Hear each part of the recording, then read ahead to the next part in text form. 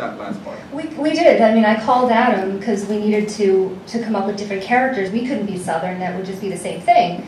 So I called up Adam and I said, how's your Irish accent? And he did it right back and I was like, great, let's work with it. And we showed up on set and we said, shoot, this is what we're going to do. What's great about Godfrey is Godfrey didn't know.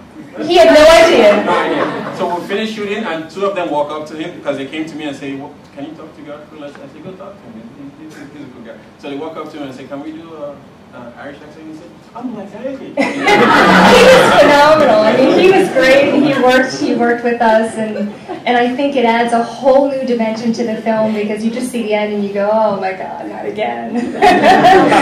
So I think it adds a whole nother layer to the film and I'm happy to be a part of it.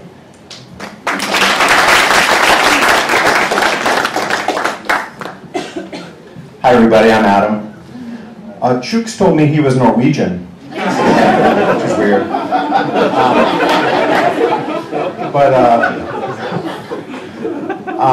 No, I mean, working on the film was so much fun, and actually, like the other actors were saying, even at the audition, it was just clear that Chooks is very open to improvisation, and I mean, with Chooks and Godfrey, I mean, I have not laughed that much at the audition and on set.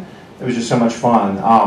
And I think actually one of the main reasons that we wound up in the movie is because I sent him about 100 follow-up emails just saying, you know, I really like the project. Yeah, I'm really excited about it. And I was like, damn, if I don't just give this guy a little role. Yeah, I think it was just to stop the emails. So yeah, but it was incredibly fun. A lot of fun, a lot of laughs.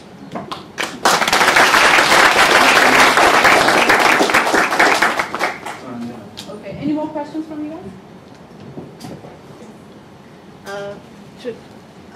My name is Adejoke Sedita, and Chooks has talked to me in the past about how sometimes a few of his movies are inspired by personal experiences. And so I wanted to know if this particular movie was inspired in part by any personal experience, and if so, which one it was.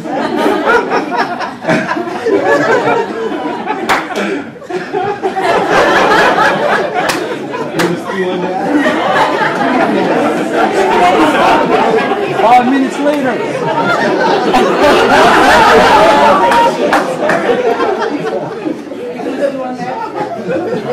It's funny, I'm just going to answer it by saying, just to expose who's asking this question is my really close friend. So, he had a question he said he was going to ask me. You know, some people had questions they were going to ask me, and I'll say, if you ask it, I'll just say, you know, I'll stay.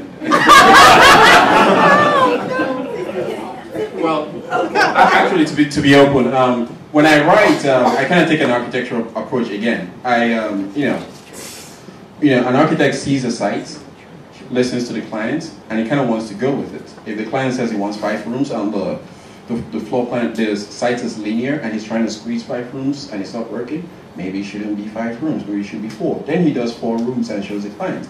So I was trying to go with that. I do that with my writing. I kind of let it go.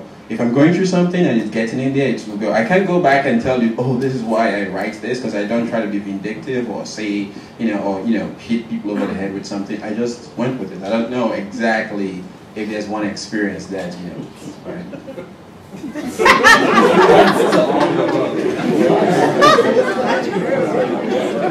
Any questions? Any more questions? Yes. Hi, I'm LD. First of all, it's just great to see that not only we watch the same movies, but we hear the same jokes too. And I have a simple question: how many minutes of footage you have that you haven't used in this film? That's actually a great question. About Godfrey, if you do 3 takes of Godfrey, you're going to be great. You can take 1 take here, the 3rd take here, the 3rd take there, the 3rd take here, and make another movie. For instance, the line we had he says, "Where you make a wish," and he said, "I want to be richer than Martha and Oprah combined." The next line was supposed to be he switches to the guy, but he goes, "Oh, that's rich, bitch." I wouldn't tell him, "Hey, don't do that," because that's phenomenal. Because everybody cracked up on set. It's not scripted. So if he does something like that, you have to go remind him, because that's my job. I have to remind him, "Oh, you said that's rich, bitch before. Say it again when we turn the camera this way, so we can cut between that and that." So we have a lot of footage that if we stitch together, we get it. The editor is here, by the way, Brett. I like to call him. Greg he's a filmmaker. He made a short. Short has gone places, and he's setting up his feature film, Blood Run Red? Free. Blood Run Free. And he's trying to make that happen. And he was fortunate enough during the winter with a little downtime to cut my films. Then Lou is the same thing. Lou is much more natural. There's a natural thing to him. If you watch Lou in a rehearsal, you almost feel like you can act. Because he's just enough rehearsal time for you, because he's just talking back. Let's say you read a line and you say, "Oh, keep that cup," and he says, "Why should I keep it?" Maybe that kind of thing. He's natural. He doesn't maybe he pretends it, but the more same thing. Sargon, Adam. Wonderful experience. Getting people who we are always on point. You I like because you have an interesting system. You give someone what's on the paper, but it's like A+ all the time. I love it. Adam just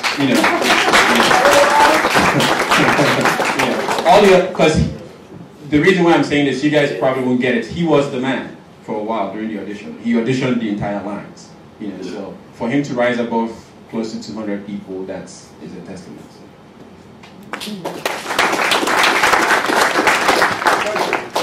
Michael, did you play in Sleepers?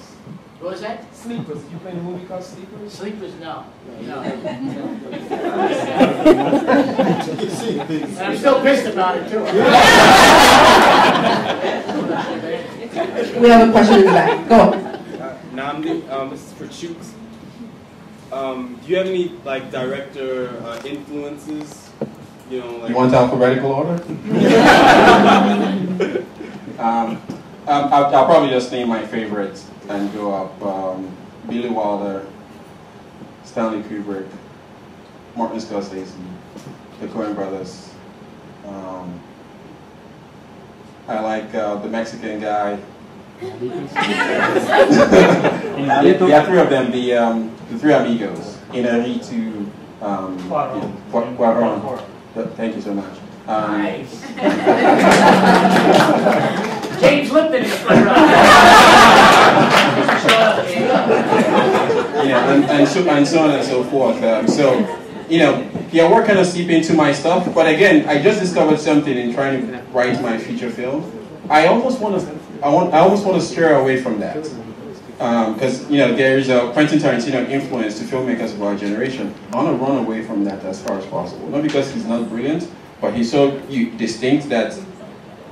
To start with, yeah, I have directorial influences for this film. But if I'm going to make another movie, because I'm an architect, I'm still an architect, just to let you know. And the interesting thing is, there's nobody who sees this film that talks to me like I'm an architect. They talk to me like I'm a filmmaker who has films lined up and so on and so forth. But going to all these festivals, I realize that I'm the only filmmaker who goes out there that doesn't have a film lined up. Who's going to go back home and go to work? Maybe because they like the quality or level it is. It has made me go back to start scripting something. If I'm going to do a movie, it's going to be next year because I think I've ignored family and work a lot. A lot of people, and I want to get back into regular life and do stuff because this is a little too crazy, chaotic, and do stuff. But I'm writing something in the meantime, and the good news is I got commissioned I got a check to write.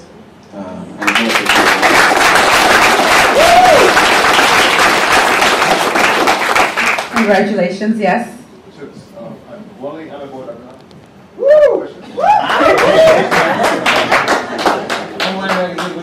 Yeah, I'm a Boy is one of the sponsors for tonight, yes. The movie was great, excellent. So I encourage you to do that. And also...